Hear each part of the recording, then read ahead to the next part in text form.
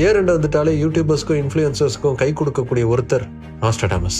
அடுத்த வருஷம் என்னெல்லாம் நடக்க போகுது அப்படிங்கிறத இவர் என்ன சொல்லியிருக்காருங்கிறத வச்சே ஒரு 2-3 வீடியோவை தேத்திருவாங்க.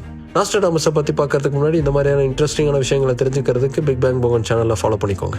மைக்கேல் டே நாஸ்ட்ராடாமுங்கிற இயற்பெயர் கொண்ட நாஸ்ட்ராடமஸ் ஒரு பிரெஞ்சு பிசிஷியன், ஜோசியர். 16ஆம் நூற்றாண்டுல வாழ்ந்த இவர் சங்கேத வார்த்தைகள் நிறைந்த செய்யுள்களால ஒரு புத்தகத்தை எழுதினார். வருங்காலத்தை கணிக்கக்கூடிய செய்யுள்கள் இதுதான் அப்படின்னு அவர் சொன்னார். அந்த சமயத்துல அவர் எழுதுனது நிறைய விமர்சனத்துக்குள்ளாச்சு. ஆனா அவர் மேல நம்பிக்கை இருக்கிறவங்க அவர் எழுதுனது அப்படியே நடந்திருக்கு அப்படின்னு சொல்லுவாங்க. 17ஆம் நூற்றாண்டுல லண்டன்ல எரிந்த பெரும் தீ, French revolution, Napoleon, Adolf Hitler, ஏன் ட்வின் டவர் தாக்குதலை கூட அப்பவே எழுதி வச்சிருக்காரு அப்படின்னு சொல்லுவாங்க.